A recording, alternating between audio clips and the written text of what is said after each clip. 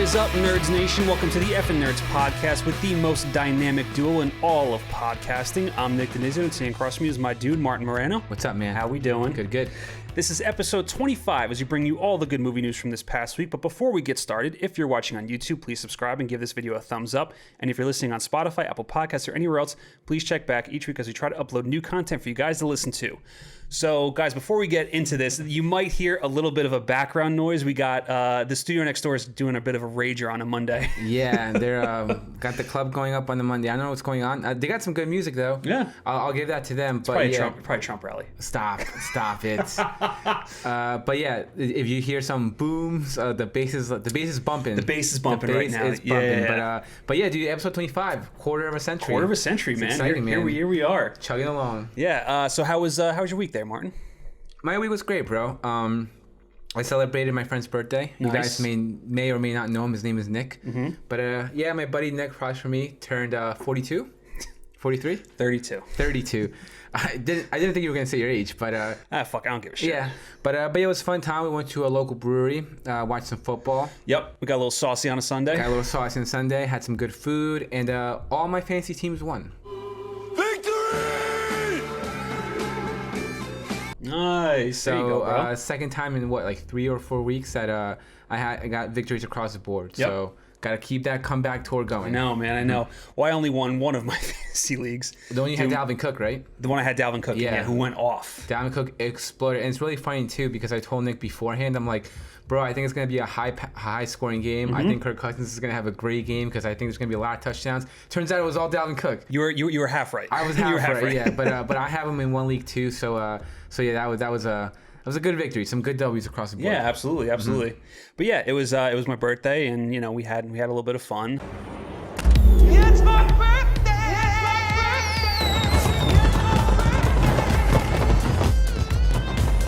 Just like Martin said, went to a brewery, had a good time, and yeah, I don't like to get too crazy on my birthday, Same. but it was a good time. It was a good time. Had a lot of fun. Super chill.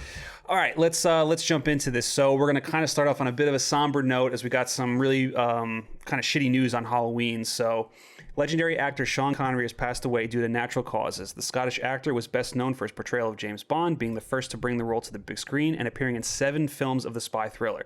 Other notable works include The Hunt for Red October, Indiana Jones and the Last Crusade, and The Untouchables, for which he won the Oscar for Best Supporting Actor. He was 90 years old. So yeah, this is one of those actors that we kind of grew up with as kids, mm-hmm. and to see him pass away, it's just a huge blow. I actually kind of, a lot of people know him as James Bond. He was the first actor to appear as James Bond on the big screen, but I really didn't find those Bond movies until much later on. We kind of grew up in the Brosnan era, of James Bond. So that's kind of where Tomorrow Never Dies, where my love came, for Bond came from. And with Connery, it was The Rock, it was Hunt for Red October, Last Crusade, The Untouchables. Those were all those movies where I really got to experience Sean Connery. See, I'm different because, as some of the listeners may know, I did not hit cinematic puberty until way much later in my life. So I didn't see a lot of his films, like the Indiana Jones films, for example. I didn't see those until recently. I would say in the last maybe 6 or 7 years. Yeah. But I knew him obviously. Kind of like the mainstream movies that were on at the time. Do you remember the movie The Avengers with Ray Fiennes? Yes. And Uma Thurman. Terrible movie. It was a terrible movie, but it was based off of the show, the TV show from I believe 60s or 70s. Mm-hmm. But that's I think where I first saw him, and then obviously League of Extraordinary Gentlemen. Yeah. Today, Junior. But very similar to Michelle Pfeiffer and Sandra Bullock, my family was huge Catherine Zeta-Jones fans. Mm-hmm. So Entrapment is a movie that I've seen so many times. Growing up, it was on repeat. We watched it all the time. It's a film that I loved. And that, to me, is the one that kind of sticks out in my mind the most. Mm-hmm. Obviously, like I said, I went back and revisited a lot of his older films, and the guy was just a fucking stud, bro. Oh yeah. And just something I think is interesting is when he pops up in the Last Crusade, when he just pops up, he's like Junior. Yes. And Harrison Ford, the way he stands up, and he gets from 0 to 100, gets his shit together real quick. Yes, sir. It is you, Junior. Don't call me that, please. Because it's his dad. Yeah, I think that's also just I would imagine that's how it just was in real life. Like, this is fucking Sir Sean Connery. Yes, just like his presence, the way he filled up a room, you can just tell that that this is someone that you just want to like get your back straight up and like, just you like, gotta get your shit together. Exactly. Man. Connery's on the scene. You're in the presence of fucking Sean Connery. And yeah, we do know that he had some sort of health issues when it comes to like dementia. I think he had dementia, yeah, which is unfortunate. Which is why he stopped acting, because he couldn't remember the lines, which is kind of really unfortunate. But yeah, man, I love all the films I've seen him in. I went back and revisited a lot of his films much later on in my life, like I said. And yeah, rest in peace and condolences to his family. Yeah, definitely. And I like how you said, you mentioned like Last Crusade. That's probably one of my favorite performances from him, and it's probably one of the greatest depictions of like a father-son duo in a movie. Like just fantastic fantastic chemistry between Connery and Harrison Ford, and so many great scenes. I love the scene when he rustles up the flock of birds to go into the plane. Oh yeah, like just really great moments from him, especially like at the end when Indiana Jones is trying to reach for the chalice. I can get it. I can almost reach it, Dad. Indiana?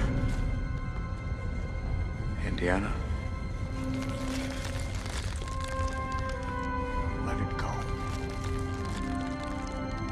Their dynamic in regards to their dialogue exchange was really good too. Just like they always had really great like their banter of how they bounce off each other was really great. Yeah, and of course, being a huge action junkie, I absolutely love The Rock. Which to this day is probably Michael Bay's best film. Yeah, like let's be real. I would probably agree with you, and I love how meta it is with Sean Connery's character, because it kind of riffs on James Bond a little bit, being a much older James Bond, but yeah, it's great, and just like some fantastic line. Like Sean Connery has probably one of the best accents to try to like mimic, and some of the best lines.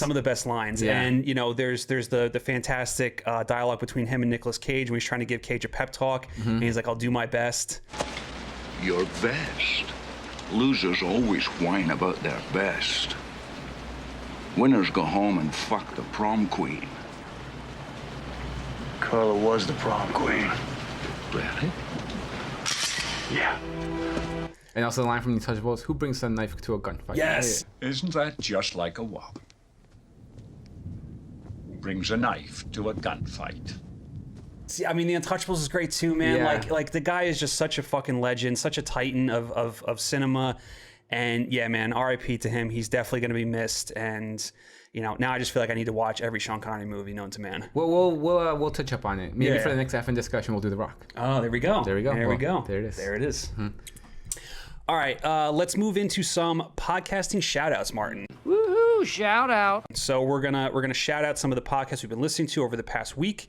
And I guess since you started last week, I guess I'll kick it off this week. Okay, let's do it. So I'm going to start it off with Real Talk, a movie podcast, and it's hosted by Wes Jones and a few other guys that are on the show.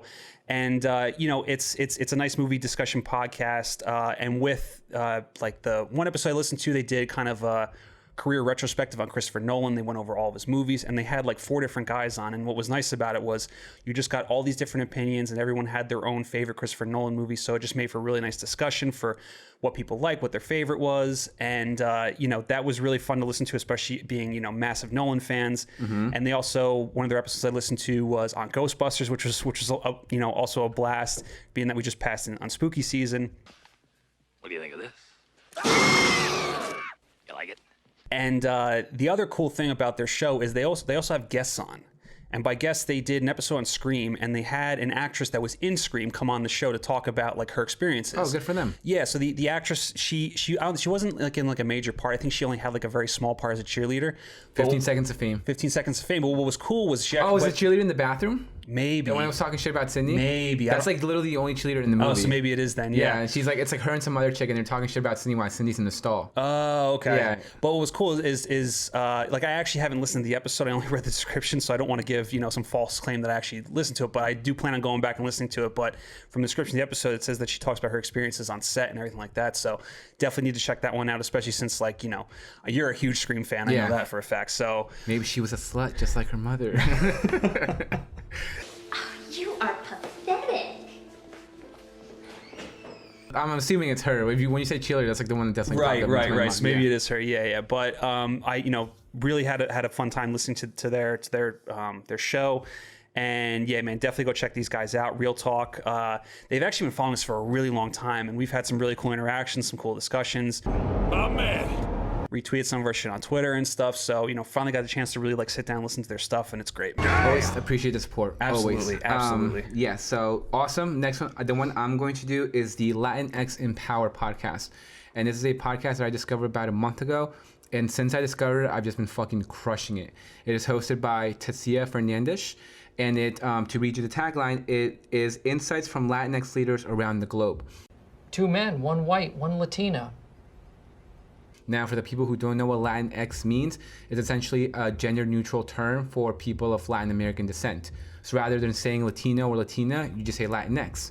Wait, is it Latinx? Because I've seen that like listed like before, and I thought it was like Latinx. No. Okay, so it's actually Latinx. Yeah, it's like is that binary? Is that the term where you don't really identify as? I guess it's so, like yeah, gender neutral is like the Right. better way of saying Okay, it. gotcha. But obviously, me being a very proud Peruvian immigrant, I related to a lot of these stories, and I really enjoy listening to what some of these people had to say. Mm-hmm. I related to some of the successes, I related to some of the struggles in like my own personal way, and just hearing these people how they kind of got ahead in life, how they sort of advanced their careers, like it was very inspiring, and it made me, and it was like very like proud in a way to hear. And thank you for sharing your stories, and thank you for kind of being an inspiration to the Latinx community, and for raising the bar, and just like keep doing your thing. Oh, that's awesome. And it's always fun to listen to podcasts too, where people kind of tell like their life story and like the kind of trials and tribulations that they go through. So it always makes for an interesting listen. Yeah, totally. So if you are Latinx, I definitely recommend checking it out. Awesome. Sounds cool. So my last podcast is the Spy Hards podcast, and it's hosted by agents Scott and Cam. And what they do is they talk about spy movies. Let me see. That's Dr. Evil's cat. How can you tell? I never forget a pussy.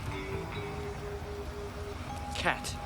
And the episode that I kind of gravitated towards, obviously, with Sean Connery passing away, is an episode they did on Dr. No, which is Connery's first Bond movie. Nice. And it was very interesting to hear. They did a full-blown breakdown of, the history of it, how the project came to be, different casting choices, and then obviously the movie itself and how they felt about it. So it was really cool to listen to. And, I think it's safe to say we both love spy movies in general. So yeah, it's definitely something that we gravitate towards. And, they've done episodes on the Bourne series and North by Northwest and GoldenEye and all that kind of stuff. So North by Northwest is actually a movie that I've been recently meaning to watch again. To go back, yeah, it's so good. For some reason it's been like in my mind.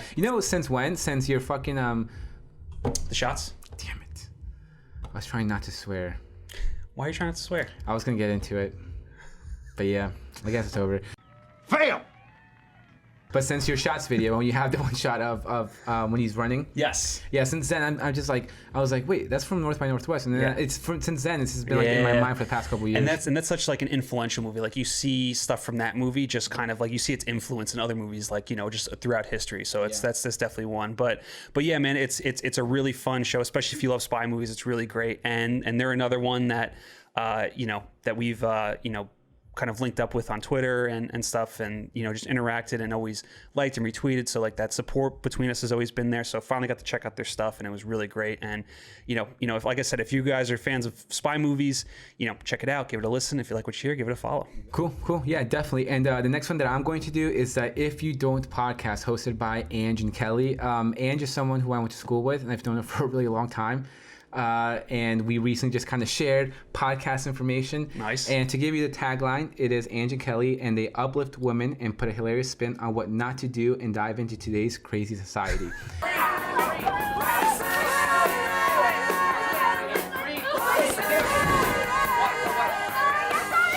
So just to give a little description about Anne. She's very for sure, she's one of the funniest people I've ever met in my life. Nice. She's hilarious. She's very honest. She's very open. She's very blunt. And I think the podcast is very reflective of her personality. I've personally never met Kelly, but just hearing their discussions that they've had, Anne just puts it all out there. Yeah, Anne does not give a shit. Right. And the way she just puts everything out there and tries to give you not just for women, but for just everyone in general, of just tips of how to live your better life. You know, like whether and the sort of differences in, for example, like staying positive or like toxic positivity, you know, like different things like that. So definitely go check him out. It's very, like I said, very chill, very laid back, very open, and it's just like, and this is it's like almost in a way, again, like a relatable podcast. Yeah. And Anne's just recently, like I said, she's very open, so she won't mind. But she recently lost her therapist, and it's someone who was very close to her. Oh no! So condolences to you, Ange. We love you, and go check them out, and follow if you like what you hear. Nice. So yeah, guys, those are our podcast shouts for the week, man. Go check them out, support, give them a listen. And I have one more shout out that I want to give. Oh. And that is to LaShawn Johnson, aka Chris's mom. She messaged me last week, right as soon as we finished the episode, so I didn't have a chance to shout her out. But she's recently a fan. Well, Chris listens to all the episodes, so she kind of hears her in the background. Right. For those who don't know, Chris is my best friend, and one of the things that she mentioned was that we swear too much. Stop it! Stop cussing and go home. Okay. So I was trying really hard. Oh, that's why. Not to swear on this episode, and unfortunately slipped out. I'm gonna keep trying for the rest of the episode. We'll see how much red flags I get. But anyone who knows LaShawn knows how just loving, how funny, how caring she is, and I will gladly give her the shout out. We love you, LaShawn, and hope you enjoyed this little bit. well, then what I'm gonna do is I'm gonna say my apologies to LaShawn in advance, because I'm probably not gonna be able to hold back from cursing throughout the episode. So just giving a heads up. Chris doesn't care. Chris is like, you guys were the fucking nerds. Just swear, it doesn't matter. And I'm like, but you know, we're putting her name on this episode, absolutely. So we gotta try. Absolutely. We gotta do our best. All right, Martin. So let's get into the new trailers of the week. Boom. So we've got new trailers from Michael Bay's produced Songbird, Paul Greengrass's new film News of the World, and Netflix's The Midnight Sky have all dropped. Songbird stars KJ Apa as Nico and takes place during a pandemic lockdown caused by a mutated COVID-19 virus. Nico must overcome martial law, murders vigilantes, and a powerful, well-connected family to reunite with his love. I'm gonna go throw up now. Songbird is being distributed by SDX Entertainment with no scheduled release date as of now. We're going to come back to that one. News of the World stars Tom Hanks and focuses on Captain Jefferson Kyle Kidd as he journeys across a post-Civil War Southern America to return a 10-year-old girl to her family. The film is scheduled to be released in theaters on December 25th, 2020. Fingers crossed, man. I really hope that it comes out in theaters. Midnight Sky stars George Clooney and follows Augustine, a lonely scientist in the Arctic, as he races to stop a group of astronauts from returning home to a mysterious global catastrophe. The film is scheduled to be released on Netflix on December 23rd, 2020. So I have I have some things to say about all these trailers. Same. But let's start with Songbird. Okay. All right, I'm gonna start with Songbird. Fuck this movie because. Oh my God! Thank you, Nick. Because it's a. They make it known that the COVID-19 virus has mutated, and there's not one fucking zombie in this goddamn fucking trailer. Maybe we have fucked this movie for different reasons. All there is more quarantine, murders vigilantes, which whatever. Yeah. And we get some bullshit romance thrown into this fucking pandemic. Okay, I found this. Fuck this movie. I do not care for it. I found this trailer to be, and look, you can take this however you want. I found this trailer to be a little insensitive. I found it to be a little inappropriate. Okay. And because we are all dealing with this global pandemic. Okay, so I'm the asshole that just wants zombies. Yeah, I guess so. But it's okay. But we're all dealing with this global pandemic in our own way. We have all been affected by COVID-19. But here comes Michael Bay in Platinum Dunes to cash in on the situation. Yep. And to me, that just kind of rubbed me the wrong way. Yeah. I don't think anyone is asking for this movie. I don't think we need this movie. And it's just I do not care for it whatsoever. All right, so Martin, I'm glad you're here to kind of check me and let me know that, no, bro, don't forget the zombies. Well, there's a global pandemic going on. Well, let's be real here. It's only a matter of time before a COVID-19 movie was going to happen. Well, I mean, if you look at history, I mean, this has happened. It happened with 9/11. It happened with, you know what I mean? Like this happens with everything that they try to cash in on and market it. The only reason, like when all this stuff happened, like when 9/11 came out, all that kind of stuff, the only way that I could see it being fine is if you're like, we're going to take all these proceeds and give it to families that have been affected by it. Right, and those were more like sort of in a way kind of like historical dramas. Exactly. Where this is more trying to be like a sci-fi apocalyptic action film, and it's just like. Well, no, but I don't even think the 9/11 movies did it. But I'm like, but that's what I'm saying. Like, if you want to try to cash in, like do right by the people that you're trying to exploit is basically what I'm trying to say, or the event that you're trying to exploit that the people have been fucking affected by it. Exactly. Like, people have died. Yes. Like, let's be real. And you're coming in, you're trying to cash in on everything. It's like, to me, I was just like, dude, this also feels like pass. this feels like Pearl Harbor, where Michael Bay's just sandwiching another romance into some fucking like historical event, and it's like, no, bro, get the fuck out of here. I do like some of the actors. I have high hopes for KJ Apa. I think the dude's eventually going to blow up. Isn't he the guy from Riverdale? He is the guy from Riverdale. Yeah, okay. He's being pushed a lot as the new Matt Murdock because he has red hair and shit. But whatever, that's neither here nor there. But yeah, hard pass on this film. Yeah, hard pass. And cut. This is disgusting. Shut it down. Also, we cursed a lot. Apologies on cursing a lot. Oh, did we? Yeah. We cursed a lot. I didn't even pay attention to it. As far as news of the world and Night Sky, yes. I'm going to start off by saying great beards. A great big bushy beard. Come on. Great beards. This trailer has some great beards. Some great beards. There's something about Tom Hanks with a beard that just kind of in a way makes him more lovable. Well, he is America's father. He is America's father. He's already lovable, but with that beard, it kind of makes him a little bit more lovable. Like, I remember when he was doing rounds for Mr. Rogers in Toy Story 4 last year, and he was rocking the beard. He had that beard, I now know I always assumed that's for this movie, but I'm just like, I just want to give him a hug. But I did like this trailer. I thought it was very optimistic, very hopeful. It looks like again that sort of lovable beard trait. It looks like it's playing to his character in the film. Right. Because what I got from this trailer is that he's a good person, wants to return his girl to her family, and it looks like a feel-good movie for the holidays. Paul Greengrass is an interesting choice because I think outside of again he did United 93, which again that kind of film to me makes more sense, in regards to the 9/11 attacks. Makes more sense in terms of like the context and what it showed and everything. Than just the fucking Songbird. Yeah. I swear again.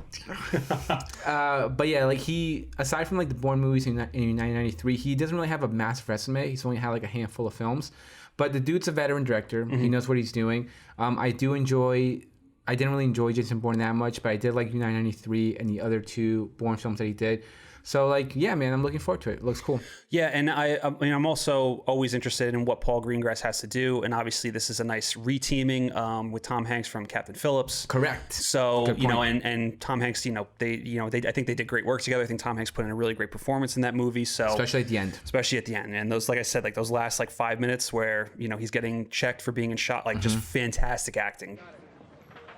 Rick fucking Dalton. This is really cool, and I'm also a big fan of westerns. So to see more westerns come in, so I'm always all for it. Yeah, I mean a little bit of that. Remember that Cate Blanchett and Tommy Lee Jones movie? I believe it's called The Missing. The Missing, yeah. I remember a little bit of that. Yep.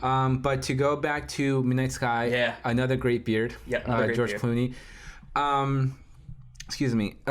Look, George Clooney, in my opinion, is a stud on all fronts. Yes. Whether it's actor, directing, producing, the guy. I'm a really big fan of his. And it's really, I was really happy to see him in the trailer again because I think the last thing I saw him in was those espresso commercials. Yeah, I'm here. You have spilled my macchiato. Dude, he hasn't done a movie since Money Monster. I don't think I saw him in Monster. I was thinking of Hail Caesar. That's the last movie that I saw him in. But that was like 4 years ago. No, but just in general, yeah, that was 2016 was the last movie that he technically starred in was Money Monster. And then he's done like a million espresso commercials. Yeah, but even like even Hail Caesar and Tomorrowland, those were the last two films I saw him in. I didn't necessarily like. I love Tomorrowland. You do love Tomorrowland? Yeah, I was not a fan of Tomorrowland. Tomorrowland was a movie that just grew on me the more times I saw it. It was like Tomorrowland reminds me a lot of not in terms of the same movie, but I had the same experience with Tron Legacy, how I didn't care for it at first, but it was always on TV, and I just kept watching it. The more times I watch it, the more times I love it, and anytime Tomorrowland's on, I just love it. Maybe I'll revisit it, because I think I've only seen it like twice, but I didn't really care for it. But, excuse me. But it was good to see him again, good to see him in the film again, and, dude, Netflix again. This movie, visually, it was stunning. It was really good. The special effects look incredible, so Netflix, once again, is just shelling out those dollars. Yep. Pockets ain't empty, cuz. And similar to the News of the Week trailer, I really like the music in this trailer. Yes. Gave me, again, some like optimistic vibes, very hopeful film, and it's coming out around Christmas. So just the fact that it's coming around the holidays for families kind of adds to that sort of sensibility of like hope. And I thought the cast was good. Yes. I don't think the cast is like a knockout cast, but you have some like veterans there who know their shit. It's definitely a nice ensemble, I would say. Yeah, it's like who definitely could drive a movie, so to speak. You got some solid actors in there between Kyle Chandler, Felicity Jones, the guy who plays Martin Luther King in Selma, which I'm drawing a blank on his name. It's like David Oyelowo. David Oyelowo, yeah, him. So yeah, looking forward to this film. Definitely, and even though I prefer to see as many movies in theaters as possible, it's nice to have a movie like this to look forward to around the holidays, because the holidays usually are like it's almost like this is dropping on Netflix. I know it's dropping on Netflix, but I'm just saying, like, it's nice to have like a bigger movie to kind of look forward to that's coming out around the holidays, because we don't know if we're getting any big movies to come out, around the holiday time. And I'm hoping that's going to be more in the sort of like Irishman, Marriage Story camp rather than like Project Power or like. Oh no, I would wholeheartedly agree. And I hope so. And the hope with George Clooney being attached is that it has more of a higher. Yeah, because I don't think we mentioned that he's directing it as well. Yes. So that's fun too. He's directing, producing, and starring in it, and yeah, looking forward to it. I was just say, just to reiterate, it's really nice to see George Clooney. Like, it's so nice to see him. The second I saw him, and I'm like, yes. And the last one we saw him in a space movie, he didn't have the best of luck. He didn't have the best of luck. No, in Gravity. It looks like here he doesn't have great luck either. It looks like he's got some shit going on. Yeah. But hopeful that things will pan out a little better for him in this movie. Definitely. And I also like what you said too, how he's just a stud. George Clooney to me was always like one of the last like quote unquote movie stars. He could have come up as an actor in any time in history and he would have been successful. And one of the very few television to big screen successful stars. Yep, absolutely. A lot of people trying to make that transition, it does not work. He did it like flawlessly. Absolutely, yeah. So we really can't wait for this movie. Mm-hmm. And while sticking on the subject of trailers, we have a couple teasers that dropped as well. So we got 30-second teasers for Nicolas Cage's upcoming horror film, Willy's Wonderland.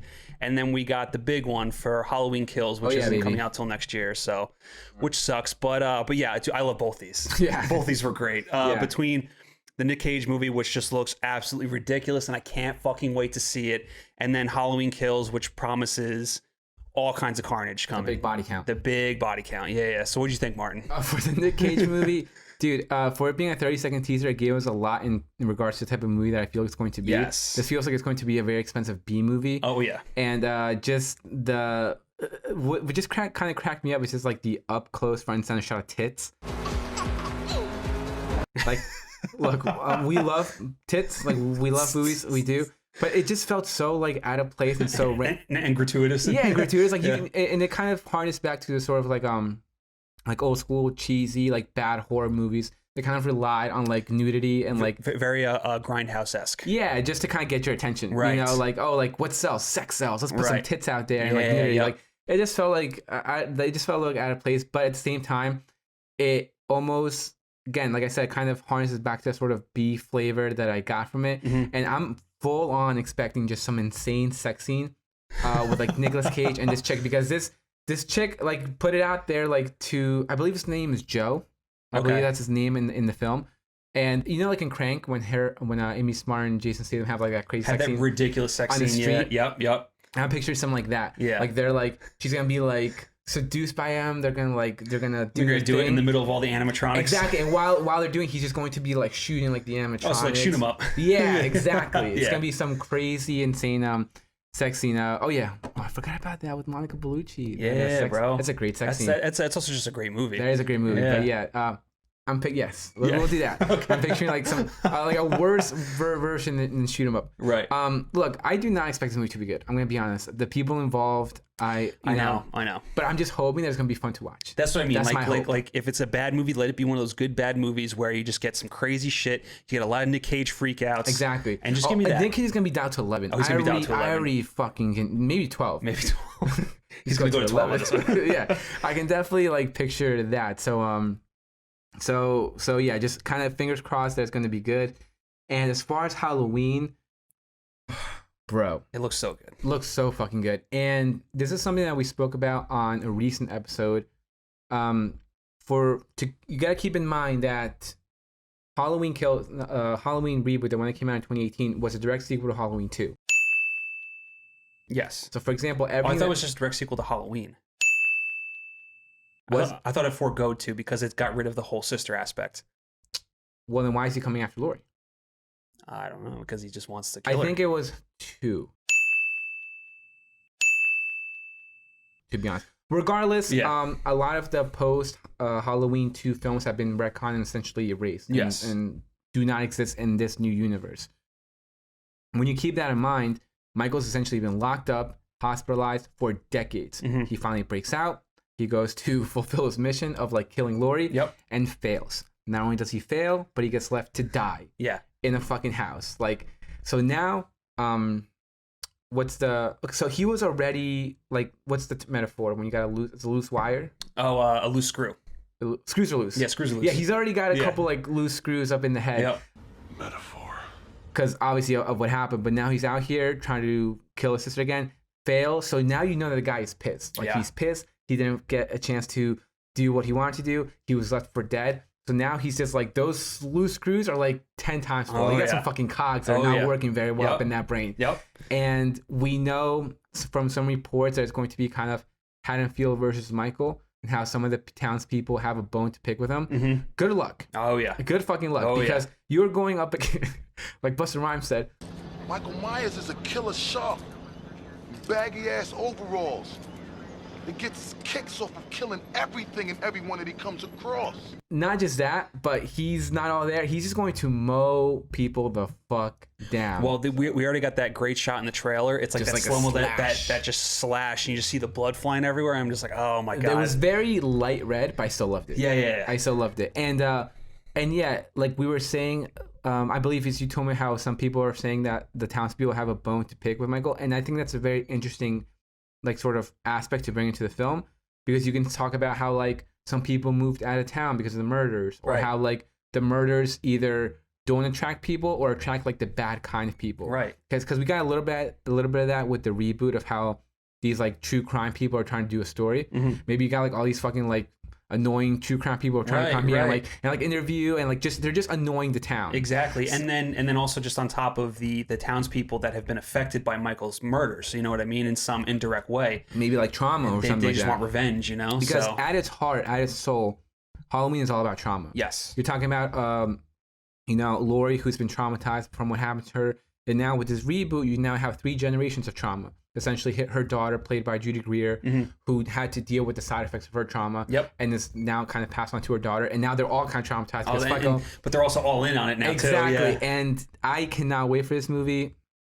I'm really upset it got delayed, but I have really high expectations for this film. Absolutely, 100%. I mean, yeah, it's just one of those things where, you know, get it when we get it, man. Get it when we get it. Coming around. Yeah. A little more positive. Oh, good for you, Jojo. All right, let's move on to some movie announcements. So we got Sandra Oh and Awkwafina teaming up to play sisters in a Netflix comedy.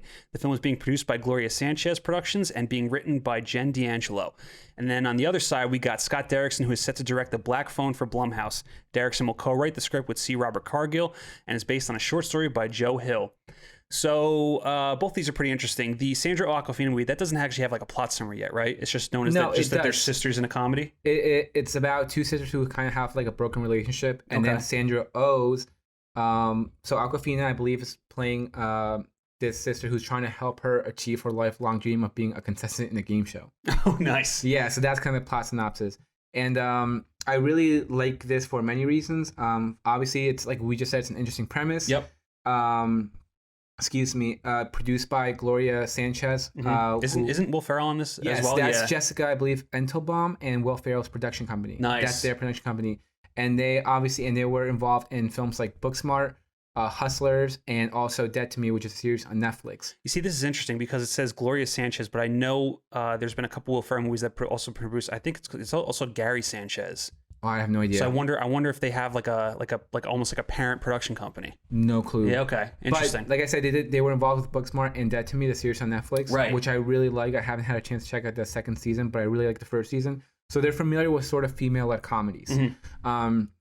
And then Jen D'Angelo, she's writing the Hocus Pocus sequel. Nice. So again, that I imagine is going to be led by the original cast members of Ben Miller, or whatever. So again, she has familiarity with these sort of like female-led films. Right. So like there's a lot of interesting things here that kind of have me intrigued, and obviously the main one being representation. Mm-hmm. We already know that Amazon is doing their sort of heist film with an all Asian cast, which I can't wait for. Yeah, I need more information on that. Which looks like it's going to be fun. So now Netflix kind of dipping their toes into that pool and kind of doing it here. So that's also fun to see. Yeah, and we talked a little bit about Awkwafina last week, how we are fans of some of the work that she's been doing, but I'm also a big Sandra Oh fan. I love her in Sideways. She was great.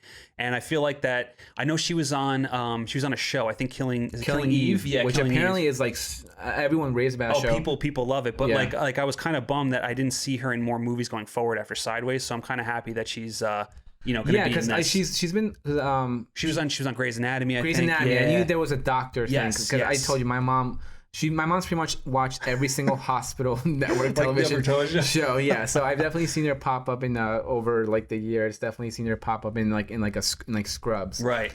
So this is cool. Right now, there's no director as of now, so I'm looking forward to see who they're going to cast and who they're going to bring on. Definitely. All right, moving on to The Black Phone. So obviously, it's really exciting to see Scott Derrickson return to horror. I'm still a little bummed that he didn't come back for the Doctor Strange sequel, but we got Sam Raimi, so yes, I mean, it is what it is. We're brothers. It's a little bit of give and take, but it's cool to see him back in horror, and obviously he's teaming back up with a screenwriter from Sinister. So that's cool to see. And there's what's the deal with this one? Is there like a plot summary on it, or yeah? So really? It's based off of a story called The Black Phone, which is a sort of ghost short story by Joe Cahill. And that, from what I saw, because I looked at the description of the story, and it's kind of like I believe, I could be wrong, but it's almost like an anthology story. Okay. Because it covers different stories. So like it covers this one character. It covers like different characters. So I'm assuming it's focusing on different sort of ghost stories. Right. But I could be 100% wrong. But that's just kind of what I got from the description. To kind of echo some of the stuff that you said, to be honest, for me, Scott Derrickson's a little bit of hit or miss. Only because I don't know if, because I love horror films. I like The Last Exorcism of Emily Rose. There's actually a movie that I've caught over the years. Right. And I recently caught it about like 2 years ago, and I still enjoyed it. I love the way it's structured and the way it's written, which he also wrote. Bouncing back and forth between the exorcism and the court case and kind of, I guess, like the twist or whatever in that film. And I really enjoy Sinister. I've watched a bunch of horror films in my life. None of them have literally fazed me ever. There's been shit that's disturbing. Yeah. Like when you watch and you're like, that's kind of disturbing. Yeah. But I'll go to sleep perfectly fine. After I see it. After I literally watch it at 2 a.m. dark in my room. Yeah. Like, that's kind of gross. But I'll go to sleep perfectly fine. Sinister is probably the only movie that has riled you. That has because it has its moments where it is just fucked up. Sam, this is some scary shit. Yeah, that not just disturbing, but like horror. Yes. Like I was scared. Yeah. I saw it in theaters, which was a really great movie theater going experience. And I was in college at the time, so I was down visiting my mom. And I was dating someone, so like her and we went to see the movie. I dropped her off. After I dropped her off, I was going to my mom's house. I was driving in the car by myself, and I was fucking creeped out. I'm like, I can't wait to get home. I finally got home, and my mom told me to take out the fucking trash because the garbage truck was passing by the next day. So I vividly remember going up to the back door and just standing there because I had to go get the RoboCans. And I was like, I don't want to go outside. I was like, I don't want to go outside. I was like, nope, I'm not gonna do it. I eventually did do it, but like when you're going up the stairs and you turn the light switch off and you like run up because you feel like someone's gonna like grab you. Yes. I had that whole thing. I was like quickly like hustling. Which is amazing because that's such a thing that happens when you're a little kid, but not when you're supposed to be in college. But the fact that this was like 8 years ago. But still, just the fact that like the movie that affected you that much that you were just so creeped out by it. I was so creeped out. Like I quickly put the garbage out. Like I ran back to the fucking house. I was like, fuck that. So there's I'm actually glad that we're talking about Sinister because there was a recent study. Yes. There was a recent study, and according to science, Martin, oh, you know what? I think I saw this. Sinister is labeled the scariest movie. Yeah, I think I saw so. The study that they did was each member of the test audience was fitted with a heart rate monitor to see how much, on average, their heart rates rose above the resting heart rates during a film. All the data was averaged for each film, and one came out on top as undeniably the scariest movie of the bunch, and it was Sinister. And this was going up against stuff like The Exorcist and all those types of movies. So I actually want to see what movies were in that viewing. So in this study, Sinister came out on top. Number 2 going down. So we got Insidious, The Conjuring, Hereditary, Paranormal Activity. It Follows, The Conjuring 2, The Babadook, Fuck, the most overrated horror film of all The time. Descent and The Visit rounded out the top 10, which but those are all recent films, which is pretty interesting. And then you have going down the list even more. You have The Ring, A Quiet Place, A Nightmare on Elm Street, Halloween, the original, Texas Chainsaw Massacre, 28 Days Later, The Exorcist, Hush, It, and Scream. That rounds out the top 20.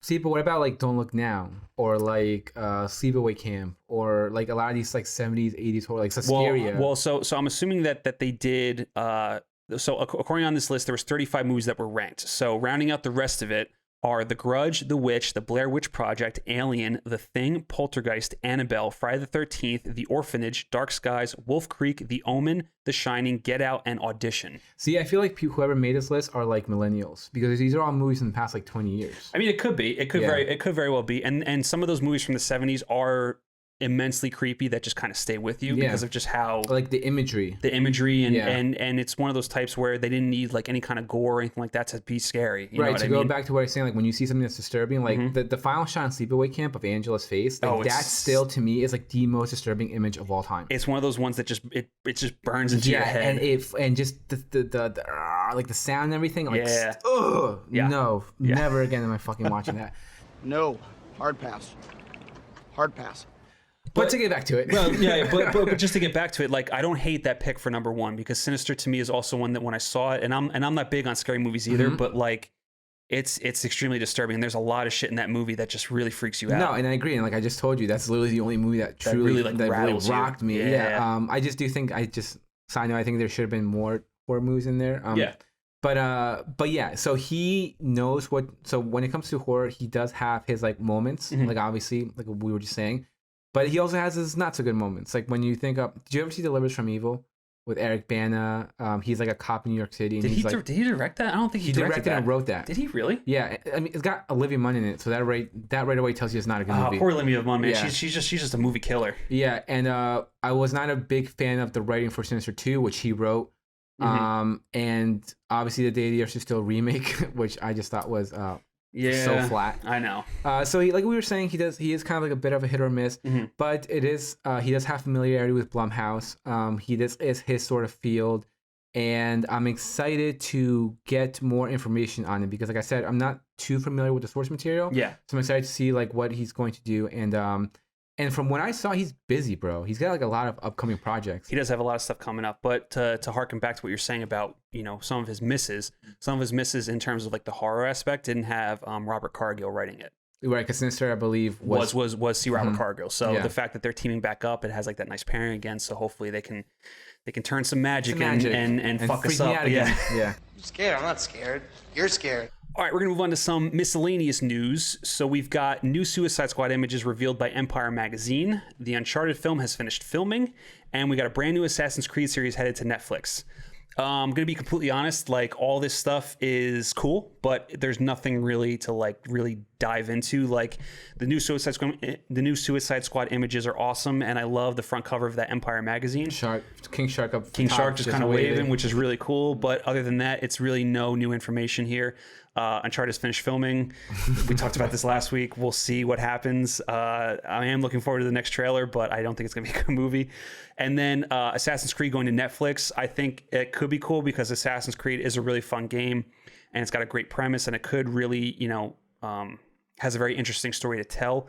Obviously, the Michael Fassbender movie was like awful, and I don't know what the hell happened with it. It was also weird. Like I think a lot of it was because of the director. He's the one who did Macbeth. I think he tried to bring a lot of like that Macbeth sensibility into Assassin's Creed. Like just that didn't weird work. like ambition into it. It just did not work. It was like I remember watching it. I'm like, this is a fucking weird ass film. Yeah, but it just didn't work. But hopefully for the Netflix series, like they actually are more faithful to the video game, and it kind of has a lot of that. Because Assassin's Creed, it's kind of like Uncharted. There's a big sense of adventure in it, and that was largely missing from the film. Well, I've never played Assassin's Creed, so I really have no basis for that. Yeah. So, like I said, the only thing I have to go off of is the movie, which, like I said, wasn't really crazy about.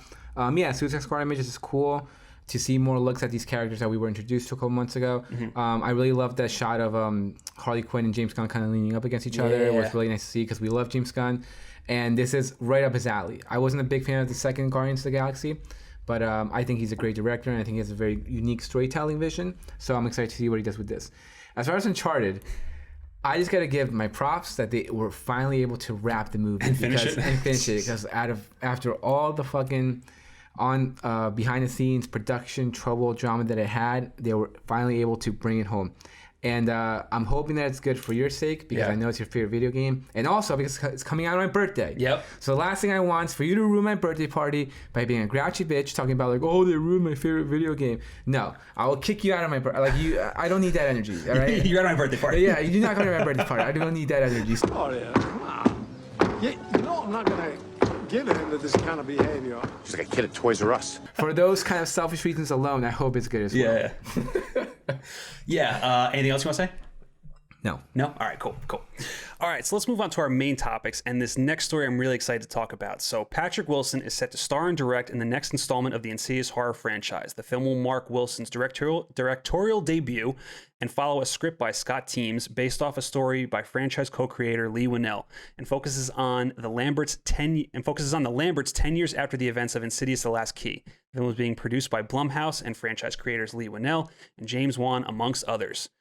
Well, after me getting through that rough little story intro, this is really cool. I'm really excited about this. We're big fans of Patrick Wilson from Insidious, Conjuring, Aquaman, so much stuff that he's been in, Watchmen, and the fact that he's now directing in a franchise that he's very well known.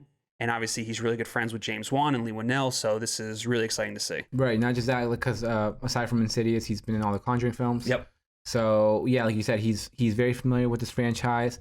And you just know that he's going to, after being, again, in Aquaman with James Wan, you just know that he's going to have help. Yes. He's going to have a lot of good guidance. Like we said, Lee Winnell and James Wan, who created this franchise, are going to be very much involved.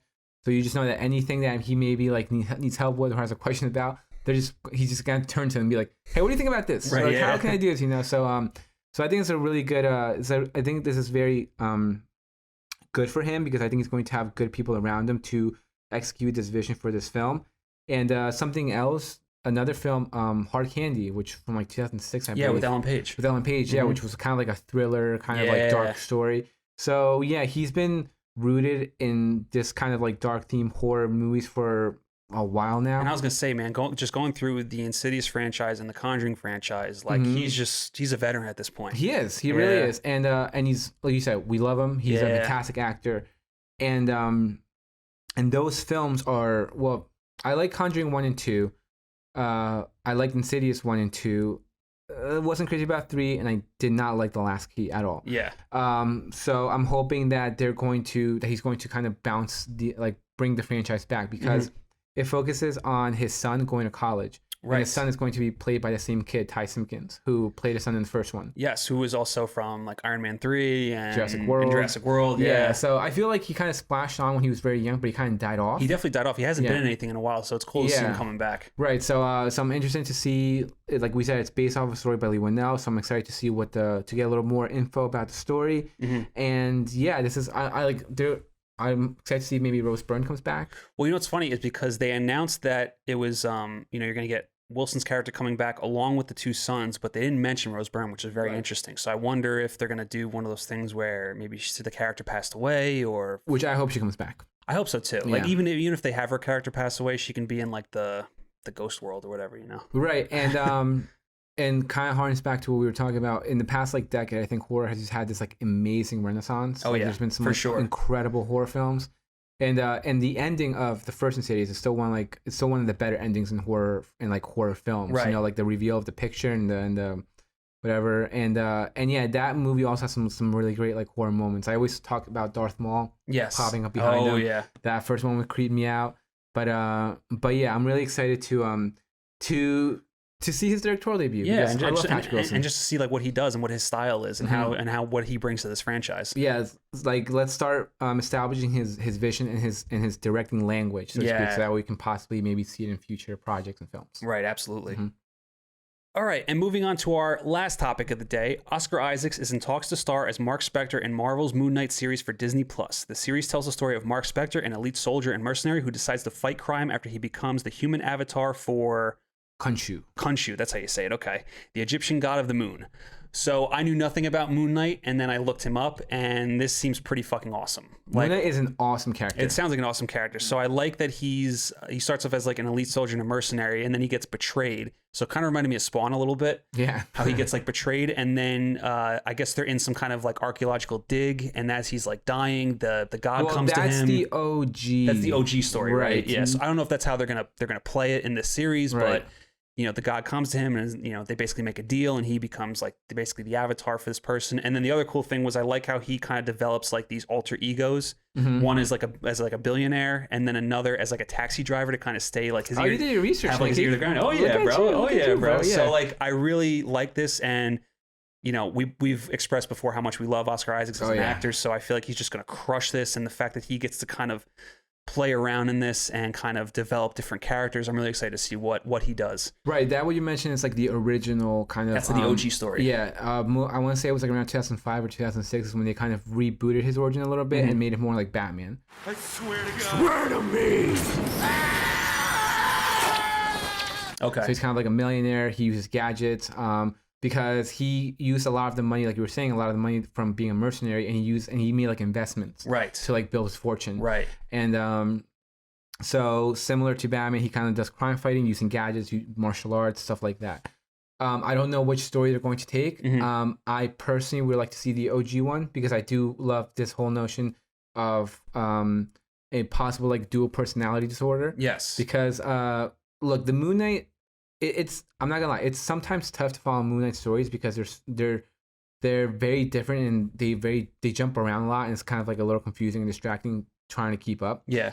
But he does have. There have been some issues where he's had like mental problems, where it's like schizophrenia or like paranoia or like hallucinations. So it's almost like him trying to coexist with this god is like fucking with his mind. And a lot of the mind. stuff is in his head. Sick thoughts. I used to have sick thoughts. So that to me is a very interesting aspect about the character, which I hope they explore. And obviously, when you think of Oscar Isaac, when you think of roles like Drive, Inside Llewyn Davis, it's like I feel like if he channels into that, he can really bring something amazing to the character. Yeah, I think he's going to bring something amazing to the character, regardless. Right. Because the guy's just a fucking stud. I love Oscar Isaac. He's one of my favorite actors. And yeah, the property is awesome. The actor's awesome. Yeah. But we got to keep in mind that something which we actually didn't talk about, which is how apparently Tatiana Maslany came out and said that she was not She-Hulk. Which is weird. Right. To give a little context, actors have done this before where they've come out and said, no, I'm not playing the character. And then like a few months later, it's like, oh, I actually am playing the character. Right. So I don't know why she's trying to play coy. Maybe it could be a negotiating tactic. It could be because just me personally, I don't think Tatiana Maslany is that kind of person to like fuck around. I don't think so either, but yeah, but it's just the fact that major trades report it. It's not like it came from some random ass rumor like Hollywood Reporter, Variety. Like they all report that she's cast. And I know she's an actress, but when you watch that interview, she literally genuinely was like, "No, I don't know where that came from." Right, like, right. Which is just really weird. Yeah. So I'm going to take this just for now with a grain of salt. Just to make sure. Just to make sure. Yeah. I don't want to get my hopes up too much. I know. But if it is, kind of like what I was saying before. He is Jewish. Are you? Yeah. Well, so was JC. Wow, you're in good company. He's a son of a Jewish rabbi, and I think he could pull off the look. Like I could definitely picture Oscar Isaac as like a rabbi's son. So absolutely. Yeah, I think so too. It's really interesting because he's like of Guatemalan descent, but he can almost like touch into all these different sort of ethnicities. Yeah, you know what other actors like that? What's his name? Cliff Curtis.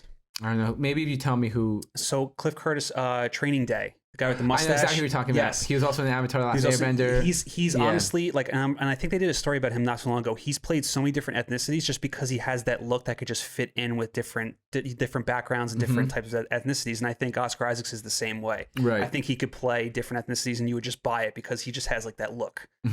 And obviously this is a very action-packed character. So like yeah, just these three characters that are quote unquote kind of like already been for the most part confirmed between She-Hulk, Miss Marvel, and Moon Knight. Yeah. Like, yeah, they're kind of expanding the universe. This is what we talk about when you have a streaming platform it's a playground. Yeah. You can literally play around and Definitely.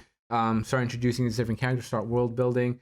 And yeah, I don't know what route they're going to take in regards to his origin, but I'm really excited. If that's the case that he is playing Marc Spector, I'm really excited because I think this is a role that was like in the kind of way made for him. Yeah. So I never even once thought that it could be him. And he's also a little older too. Right. So when you think of like Tatiana Maslany and Iman Vellani, they're relatively younger. Yes. So they can kind of stay with the character for however long. Right. Yeah. And it also begs the question like, so was he just a mercenary this whole time? Right. You know, like where was he when all this stuff was going on? Exactly. You know? So then you could play into that whole notion like, oh, he was just a mercenary this whole time. He was building his fortune, stuff like that. So yeah, this is awesome. We love Oscar Isaac and looking forward to hearing some more shit. Absolutely, yeah. And I really do hope that they kind of stick with that OG story, because when I read that one of his egos is a taxi driver, I just love that aspect of him kind of like that's how he keeps his ear to the ground. That's kind of how he stays incognito, but also kind of just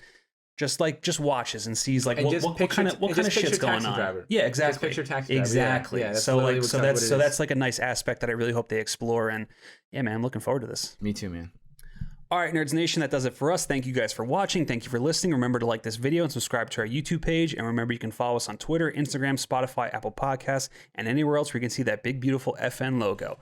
Anything else you want to say to the nation, Martin? No, I hope you enjoy this episode, and we apologize for some of the background noise. Like we said, there was a rager going on next door. There's a lot of stuff going on. There is a quote-unquote CBS Sports studio. Yeah. So we have on the other side. Yes. So we had two studios that were very busy tonight. Very busy tonight. Yeah. So we apologize if you heard some like football talk, some random ass, some random noise, like college football commenting or whatever, and some like bass bumping.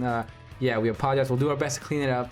But we hope you enjoyed the episode, and we look forward to talking to you guys soon about The Mandalorian. Definitely. Yeah. All right, guys. So we'll catch you on the next one. Bye.